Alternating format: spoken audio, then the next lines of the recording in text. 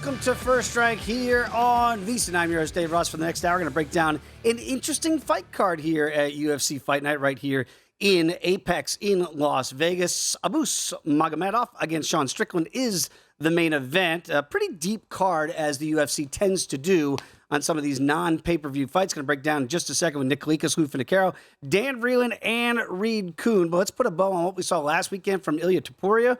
Woo! A 5-round thriller against Josh Emmett. Was never really in danger. Emmett did show how tough he is by cashing those over tickets 2.5 rounds and making it the distance with the 26-year-old Topuria, who could be in line for a title shot. Very impressive victory, but Josh Emmett showing how tough he is as a veteran in this game. Let's bring in Nick Kalikas right now. You can follow him on Twitter if you're on Twitter at Fight Odds, and does a great job at UFC On the Line on UFC Fight Pass. Nick, great to have you back on. And before we get to this card here, I have to ask you the question, the pressing question that everybody's talking about in combat sports. If you had to set a number on Elon Musk against Mark Zuckerberg, what would that number be?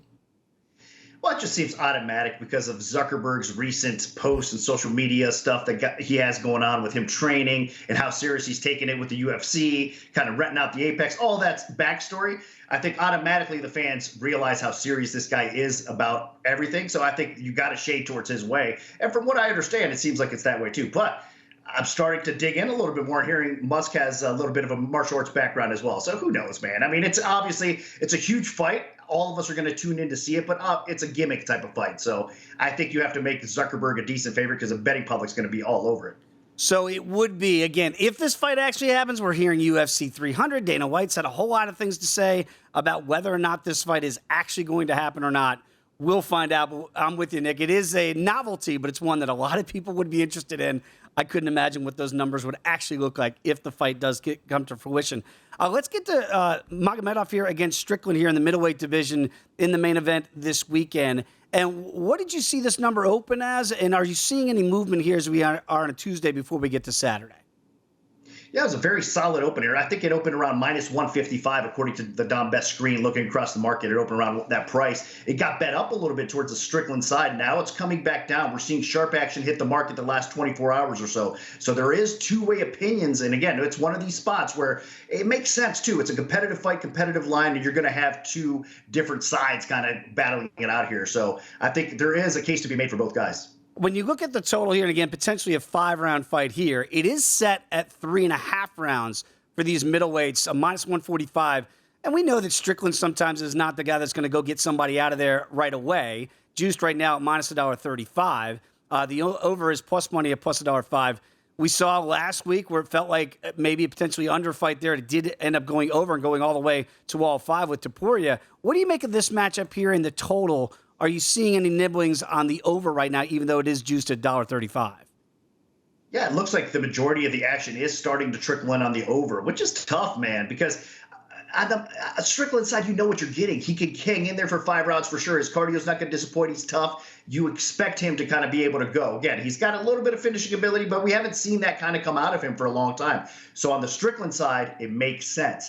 But the Magomedov side, he's a finisher, man. He goes out there and gets it done more times than not. So if he's going to win this fight, it's probably going to be correlated to the under. So that's where it gets a little bit tricky, because if he wins this fight, I think he does finish Strickland, and he's probably going to have to finish Strickland to win this fight. So for me, it's if you're going to back the Magomedov side, you kind of correlate it with the under. If it's Strickland, it's probably the over. But I could see Strickland maybe finishing in late round 3, 4, 5. As this fight goes, it should kind of, if he could weather that early storm, it should benefit him a little bit, since he has all that experience against high-level competition in the UFC. And, Nick, this is where certainly the live numbers, if you're watching this fight closely and you only have a minute in between rounds here to get in on those live numbers as they're adjusted, but you could see some value there, right? Because, again, Strickland by decision, I'm sure a lot of people on the Strickland side think that might be the core way to play at plus 210, but you just mentioned it.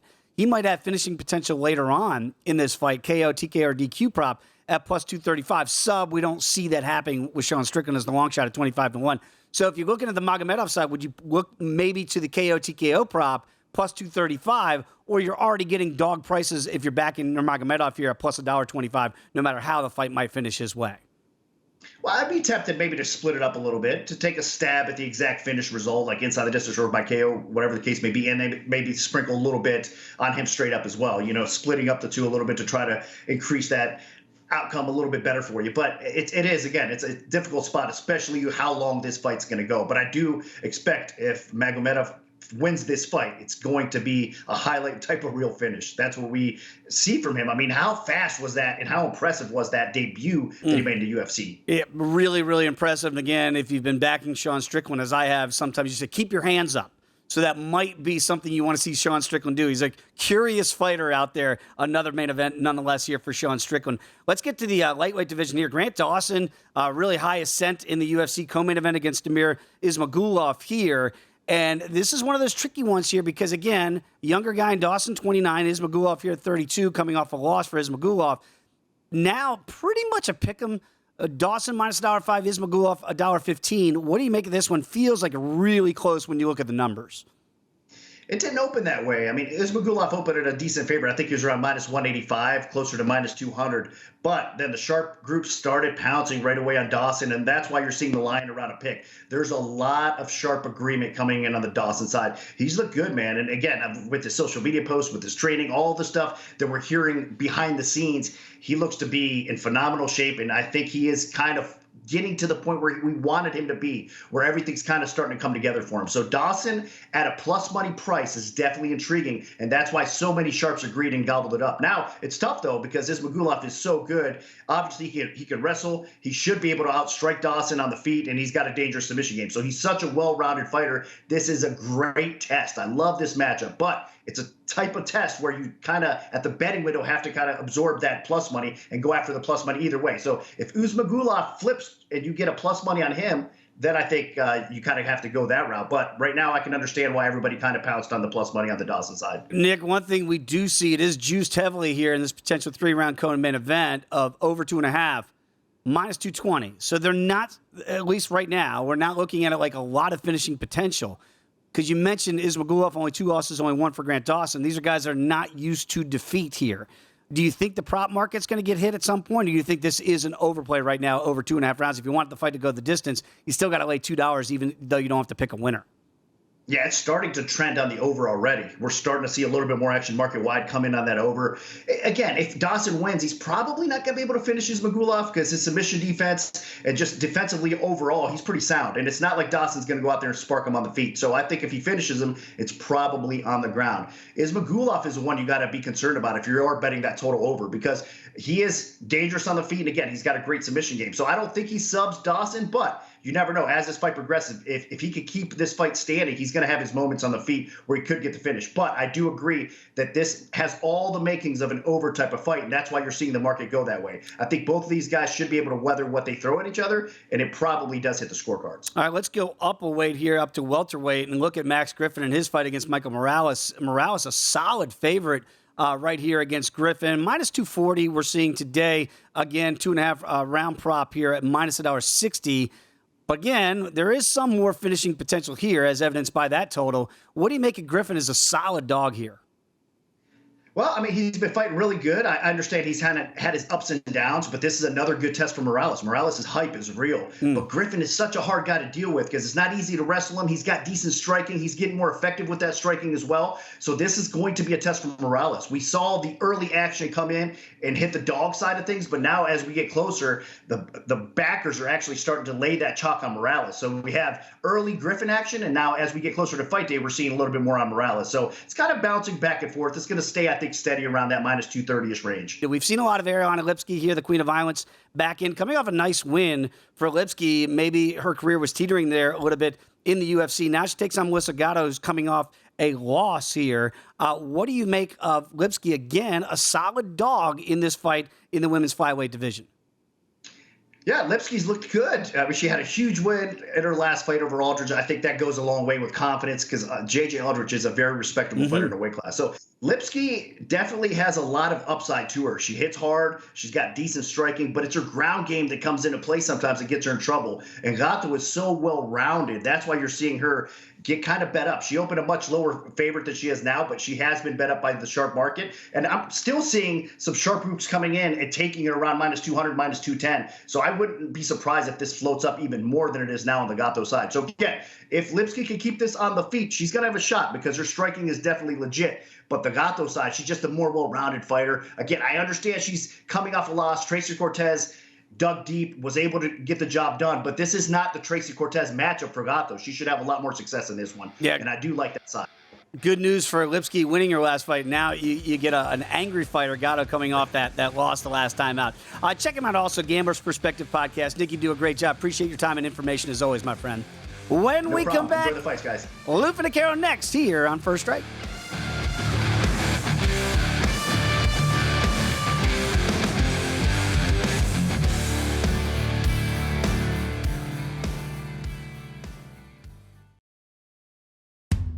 This is VSiN, the sports betting network. We are a network of sports betting analysts, writers, hosts, and handicappers here to make you a more confident bettor. We broadcast live from Las Vegas, the sports betting capital of the world, every day to provide you with sports betting insight and analysis you can't find anywhere else. Our shows can be heard live on streaming platforms and radio stations all across the country.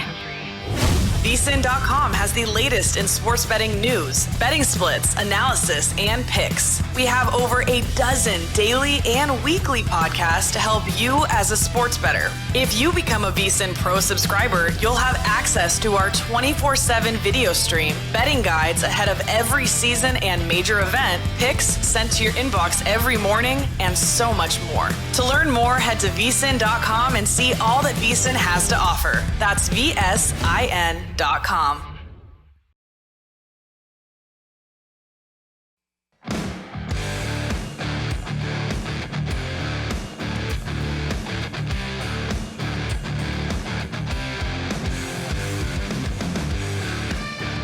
DraftKings Sportsbook is giving you plenty of ways to bet the UFC. Just download the DraftKings Sportsbook app. You're going to be able to bet on more than just the main event. DraftKings has great odds on fight lines, total rounds, and future events for all MMA events.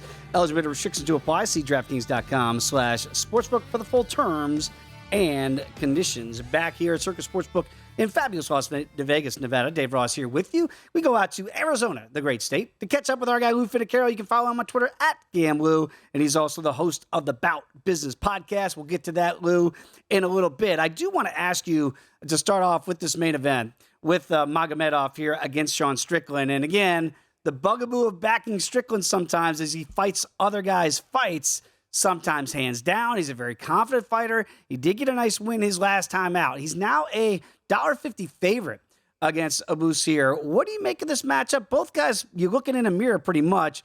Both 32, 185 pounds, obviously, 6'1", 6'2", small 2-inch reach advantage for Magomedov. What do you make of Strickland's mentality? Because sometimes that's a hard thing to qualify with a guy like Sean.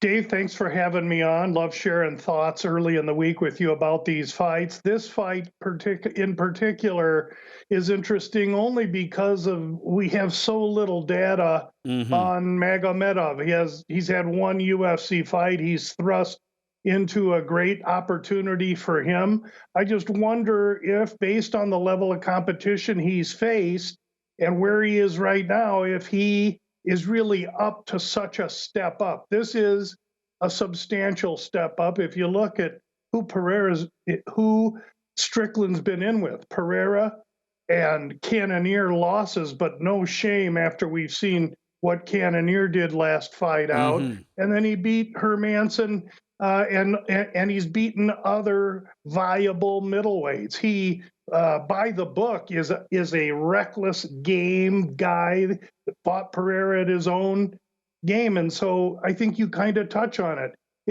Can he be corralled? Will Eric Nixick be able to keep him on plan? Or once he gets kicked in the teeth, is the plan going to go out the window? That's why it's tough betting a Strickland fight. And when I look at this line with Strickland and all his experience and ability against Abus, who I don't really know a lot about, and I see it so tight, it reminds me a lot of last week's Peak fight against Marzikal, who came in game and was ready to go. And why is this price so affordable on the Strickland side when I handicap Strickland to be in better favor than that price?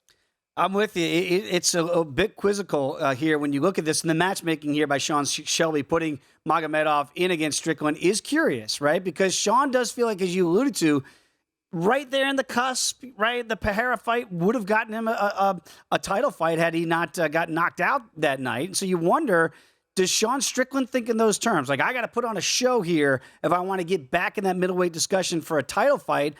And we know he's an interesting guy, to say the least. You look at the total rounds prop here, Lou, at 3.5. That's the part of Strickland I don't know. Does he come in and say, all right, Magomedov, if you want to go ahead and fight fire with fire, I'm the guy to do that. The under is juiced slightly. You get a little plus money there, plus $1.05. Do you have any leans on the total right now? I lean strong over.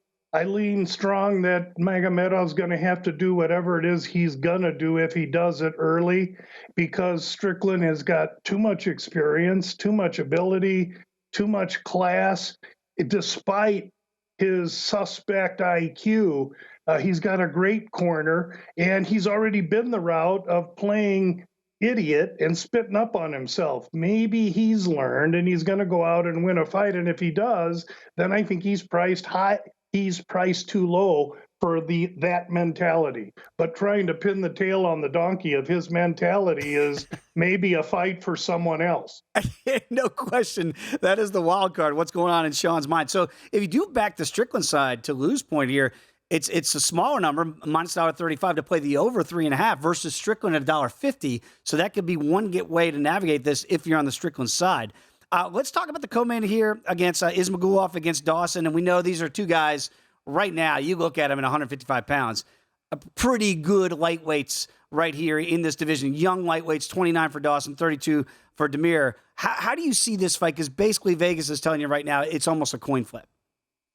Well, it wasn't. Damir Ismagulov started minus 150, so there's been some Dawson money. I think that's based on the fact that he's been in a great camp at AT&T in Florida.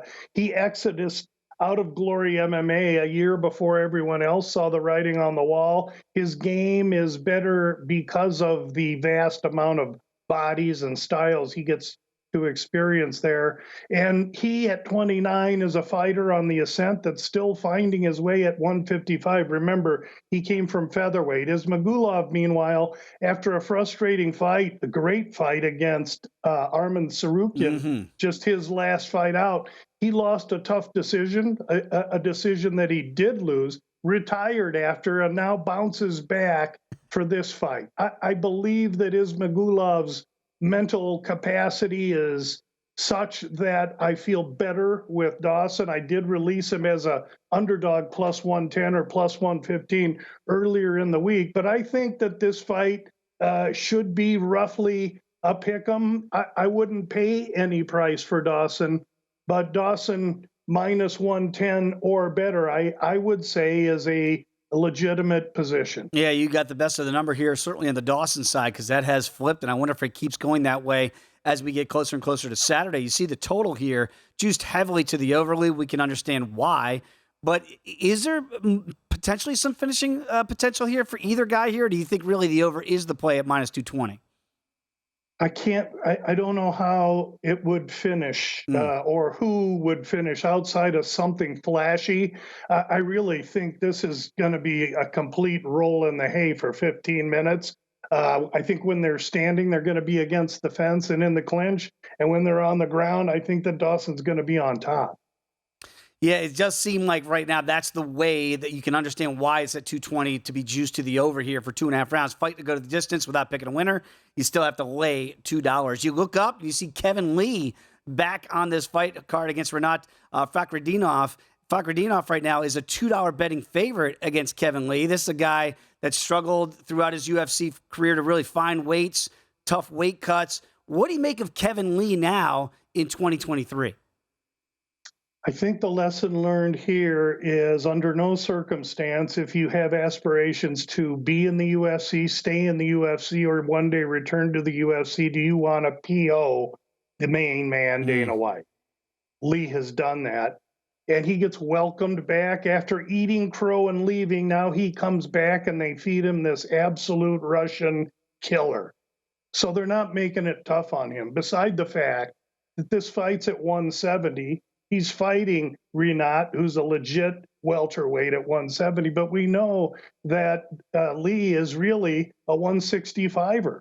By the way, that's the weight of his last fight. Mm-hmm. Before then, trying to make 55, he had such a struggle making the weight, he had nothing left in the fight. So as an undersized 170er, I think that the best I can do in this fight, Dave, is credit Lee for knowing exactly what the UFC's doing to him. I think he's focused. He's turned down all interviews this week. We're going to get his best.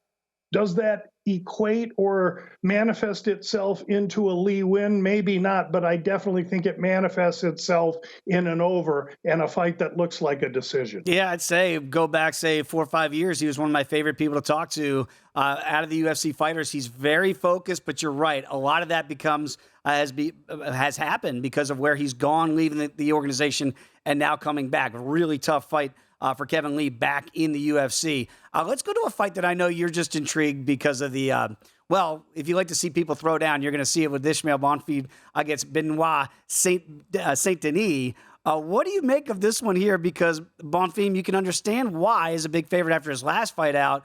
Do you think we have a live dog scenario in what should be a rock'em sock'em fight? I think the dog's liver than what the price is. Now, this Bonfim's a hand grenade, man, and he comes in with a sneer and bad attitude. So I really do like the guy. That being said, Saint-Denis might be getting a little bit overlooked. He did put on a great performance on a short notice fight against Eliseo dos Santos some time ago, but he hasn't been active and he's been away, so there's a little bit of unknown. I'll be watching that fight closely, especially the scales.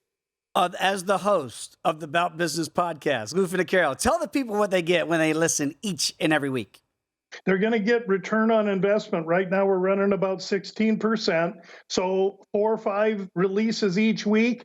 We try and win each week, and we've done a good job of that so far this year. But last week means nothing. We're only looking to this week. And, oh, by the way, thanks for having me on, Dave. You guys do a great job producing this show, and I'm always tickled to be able to contribute. As they say, Lou, it's why the windshield is bigger than the rear view, right? We're always looking ahead to the next week. That's what he does in the Bout Business podcast. There he is, everybody. Lou Finocchiaro. Give him a follow on Twitter at GamLou. When we come back, we're going up to Boston to catch up with Dan Vreeland. Come on back. It's First Strike here on VSiN.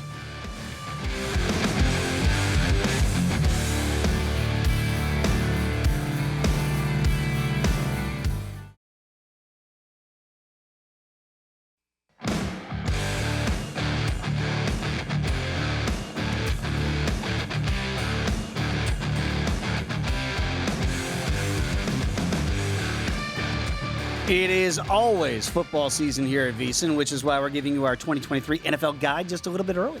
Our NFL betting guide will be released on Thursday, June 29th, and you're going to get ahead of the upcoming NFL season with in-depth profiles of every team, including advanced stats, proven betting systems, proprietary betting trends, plus best bets on season win totals, futures, and props. Become a VSiN Pro subscriber today for a low price of just $19 before we release the NFL betting guide. That is, of course, on Thursday, the 29th. So sign up today at VSiN.com/subscribe.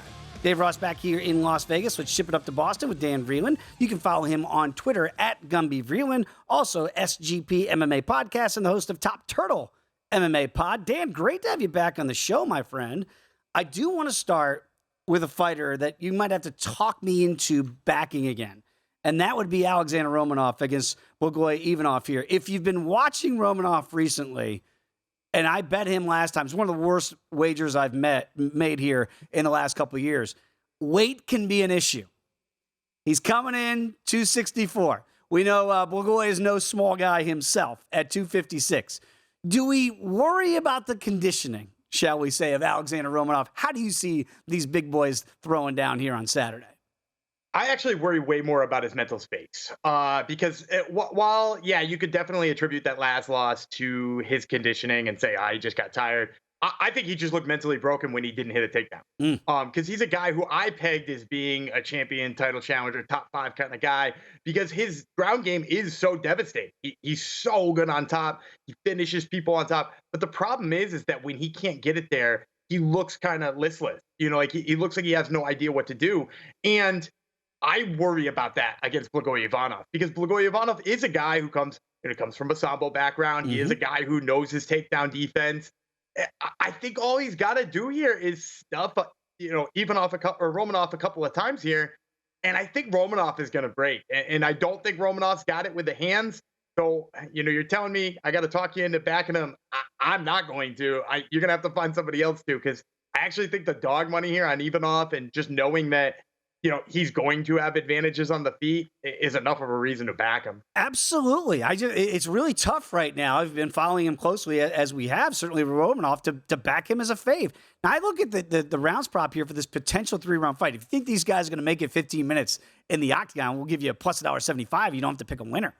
But the under round and a half of plus $1.65, there is finishing potential if Romanov can get the takedown. And then if he can't, we saw what happened the last time out. He just feels like he's fodder, and he doesn't know, as you mentioned, to do when standing. Do you think the under could be in play, and you do get a plus juicy price there? Yeah, I think so. And it's kind of weird to me, too, to see Romanov come in as a favorite, but also the under come in at plus money. Because for me, if Romanov is going to win, this is going to be a quick night. Yep. He's going to get him down. He's going to beat him up. He's going to hit him with the ground and pound. And if Romanov isn't going to win, yeah, I could see him getting picked apart for a while, but then you're right, he does quit. So for this under to be as high as it is seems kind of crazy to me, unless they just think that, maybe Romanov is going to take him down and hold him down. But that's not really been his style ever. I mean, he finished Marcos Rogerio de Lima with that forearm choke. We've seen him with head and arm chokes. We've seen him with all kinds of things. He's not a guy who just gets comfortable on top. So yeah, I definitely think the under is probably the easiest way to play this one, because then you don't have to sit here and worry, did I bet on or did I bet for or against Romanov in a different headspace than I imagined him in? I'm with it. That feels like the right way to go here, instead of laying the money there. If you really do like Romanov, maybe you look at that underprice tag there, plus $1.65. And if he is who we thought he would be, certainly before the last time out, then maybe he reverts back to that form everybody would be hoping for if you're backing him. One of the biggest favors on the fight card is Kutateladze. Guram is a $6 betting favorite right now against Elves Briner, plus 450 in the comeback here. Is this priced accordingly, or is this too big for Kutateladze? This is a trap, 100% a trap. This is a fight that you want to keep out of your parlays. I've seen a whole bunch of people say that they're going to put Guram Kutateladze in their parlays. Mm-hmm. And I just don't think at this price it makes sense for multiple reasons. Number one, he pulled out of a fight a month ago. He pulled out of a fight a month ago, and he's back fighting again. Nobody knows what the injury was. Nobody knows what the reason he pulled out was. We just know he wasn't in a fight a month ago that he was supposed to be in. They rebook him. He's fighting a guy who showed really good takedown defense last time, has shown really good forward pressure. And not that Kutateladze doesn't have good wrestling. He's got excellent wrestling. But, it faltered a little bit against Damir Ismagulov in his last fight. Mm-hmm. So there's reason to wonder, is he going to get enough effort here? And those shoot the box guys, which Brenner is they're just so tough. So, and we've also seen Kutateladze in split decisions, one that he should have gotten, one that he shouldn't have gotten, and they flip-flopped on the judges' scorecards. So he's one of those fighters that, he's been to the judges' scorecards twice, and I don't particularly like the scores either time. Yeah, I think this is a trap.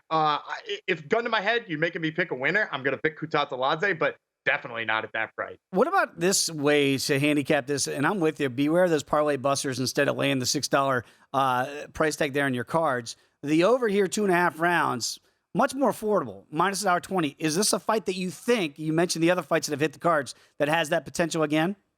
I think so, because Brenner is look, he throws hard, but it's not like he's going to connect enough on Guram Kutateladze to win this fight, right? If he is connecting on the feet, Kutateladze is going to put him up against the fence. He's going to hold him there. He's going to try to work the takedowns. And even if Brenner has the takedown defense, it's going to stall out there. And Kutateladze hasn't finished either of his fights in the UFC, granted against much bigger names than Elvis Brenner. But Brenner's tough. He looked great in there last time.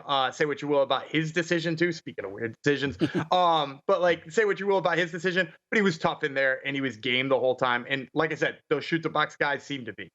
You know, it is interesting when you look at the fight card and you want to pick a fight of the night, right? We always talk about and we ask you, which fight do you want to watch? I wonder if the Bonfim against St. Denis fight is that fight for you, that you go, this just feels like, I don't know how long it's going to go, but Dan, this one feels like it's got finishing potential everywhere. Yeah, I love this fight. I actually was prepared with that answer in case you picked off the show with it. And this was the fight both that I am the most excited to watch and excited to bet on, because I think this fight is so exciting. Ismail Bonfim, I think he's getting a little bit of a rub here because I think his brother sort of helped catapult his popularity. I think Gabriel is the better of the two Bonfim brothers. I think Ishmael's defense is just like a little bit more porous, and he's a little bit too happy to be on his back sometimes, allowing him to do jiu-jitsu. And actually, I think that's going to cost him here against Benoit St. Denis, because St. Denis is a guy who low-key has excellent wrestling. Like, people sleep on how good this dude's wrestling is. And in addition to that, I'm not sure he can be knocked out. I think he's got a little bit of that Trevor Peak chin on him, because he fought Elizeu Zaleski dos Santos on like 12 minutes notice, got in the cage up a weight class, and took the kitchen sink off of his forehead and still was standing in there, right? The ref had to like protect him against his own, his own consciousness, because he's so tough and he's so durable. And Ishmael is one of those guys who I feel like if he doesn't get the knockout, he's going to have a tough time going 15 hard minutes, especially with a guy who's going to push that wrestling side of the game too, like St. Denis is. So especially at the price you're seeing it now, I think Benoit St. Denis is a steal. And what's interesting here, you look at the over 1.5 rounds, it's juiced heavily to the over. So minus $1.75. So like if Bonfim is still there and we're going into the third round, the gas tank gets in there, would St. Denis via decision at plus 575 be something that might intrigue you? It might. I am a little bit worried if he completely gasses Ismail Bonfim out and it's just like he can just pick him apart and do whatever he wants in the third round. He might sink in a rear naked choke in there. He might get to mount and ground and pound. And obviously, like if you're picking a decision prop, either for the whole fight or specifically St. Denis, you're also just like canceling out the idea that Ismail Bonfim could just end it with a right hand. Again, I think St. Denis' chin is good enough that he's not going to have to worry about that. But, I think there's finishing potential, but especially when you're getting St. Denis at the price you're already getting him at, I don't think you need to make it any more special. Sometimes you have to get too cute with it. You're getting a pretty good dog price there in St. Denis right now, plus 245. That should be good enough if you like the underdog in this one. Let's get to Michael Morales here, undefeated youngster against an older guy, Max Griffin. We know veteran inside that octagon. Is this too much too soon for the undefeated Morales? Do you think Max Griffin still has a puncher's chance here? I think he does a little bit, but the thing about Morales is he's just so long, and we've seen that give Max Griffin trouble before, right? We saw it give him trouble with Neil Magny, and really, he's built just like Neil Magny, really long arms. He's probably a little bit better of a boxer. He's definitely faster. I think he can mix in takedowns too, because people don't know this, but Morales is actually low-key pretty damn good wrestler. He works great on top. So I think this is the right kind of price for him here. I don't like that the money is coming in on Morales and making him a bigger and bigger and bigger favorite, because I think he was like negative 185 earlier this week or late last week. And so to see him at the number he's at now, a little bit troublesome. I kind of want it to come down a little bit, but I do think his length is just going to be too much for Griffin. It seems like the steam's coming in on Morales now. I don't know if that steam's going to go away before we get to Saturday. Hey, Dan, great stuff. As always, my friend, you're growing the beard back. We'll see how long it takes you to get back. There he is, everybody. Give him a follow on Twitter at Gumby Vreeland. Always appreciate Dan's thoughts. When we come back, we're going to Washington, D.C. Going to catch up on the analytical side. Reed Kuhn coming up next. First Strike here on VSiN, the Sports Betting Network.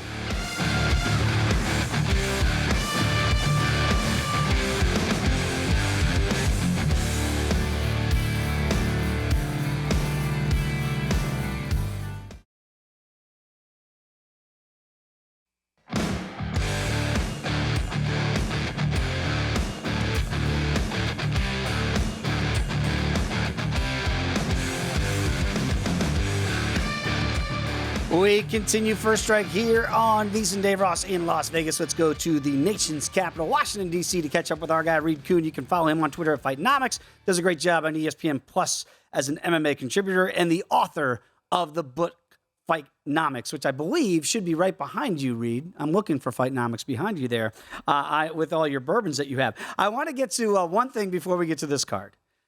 We don't know if this Elon Musk, Mark Zuckerberg fight's actually going to happen. But Reed, would you put in data for that? I mean, how would you even begin to figure out who's going to win that fight? It's definitely the buzz of Silicon Valley right now. That's the industry I work in. All my colleagues are there. And sure enough, when that news broke, I was traveling last week and my messages were blowing up. Like, how do you handicap this?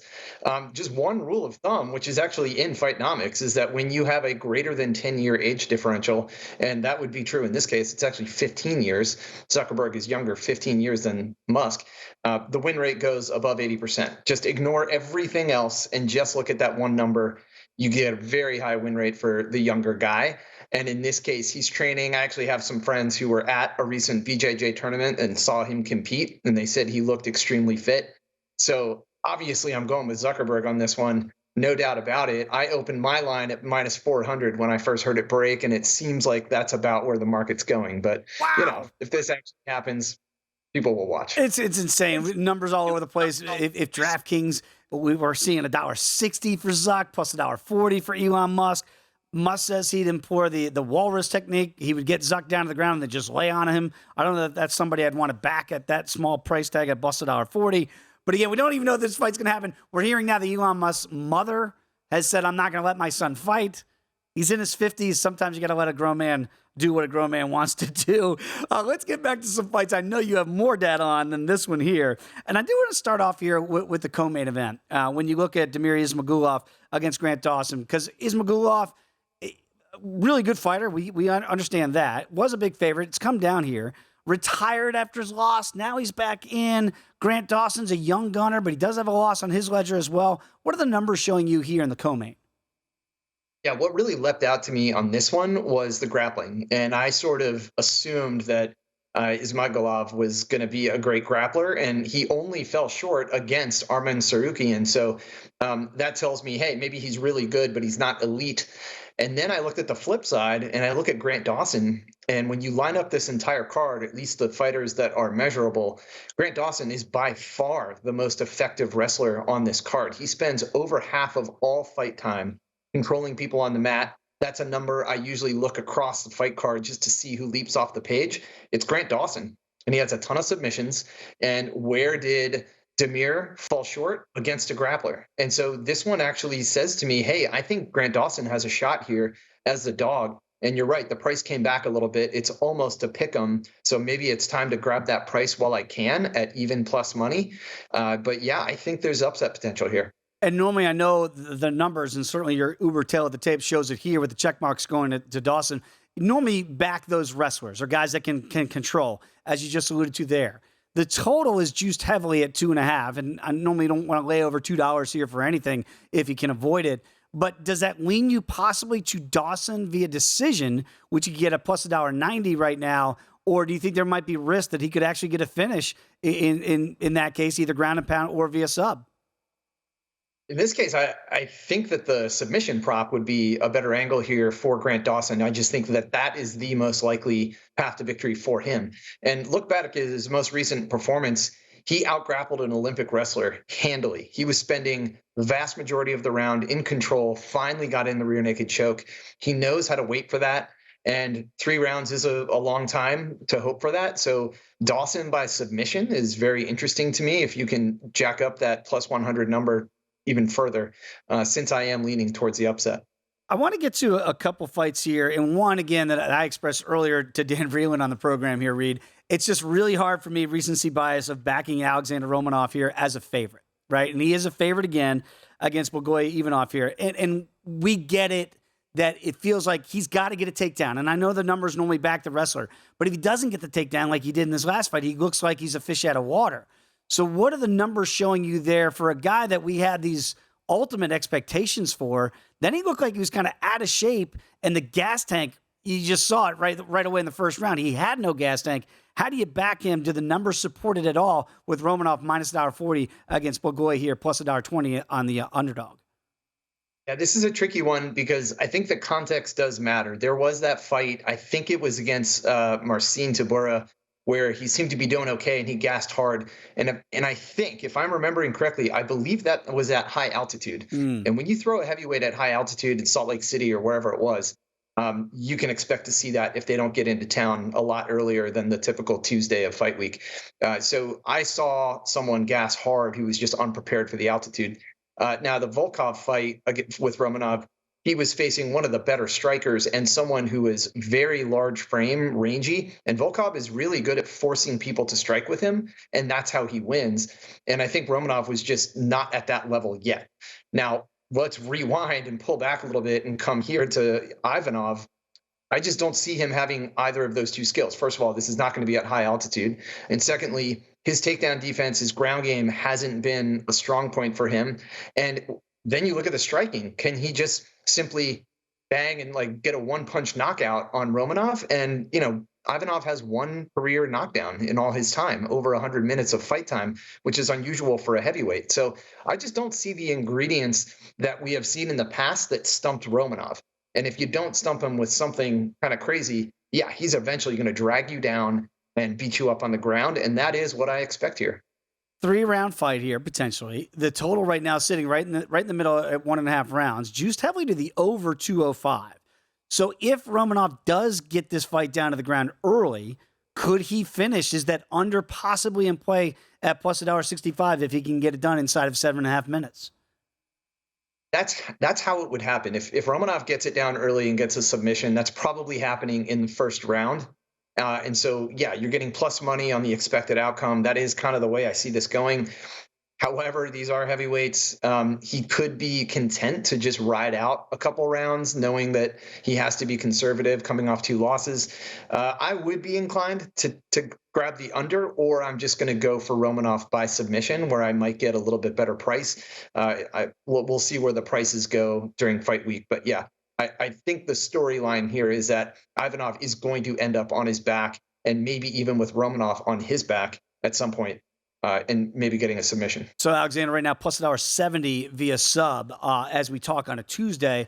Very sharp analysis there for pathways to victory if he can get back inside that winner's circle. Let's get to Karol Rosa against Yana Santos here. This should be a very intriguing bout that we have not discussed yet here on the program. Right now, Rosa solid favorite, about $1.75 against Yana Santos, now taking a new name inside that octagon.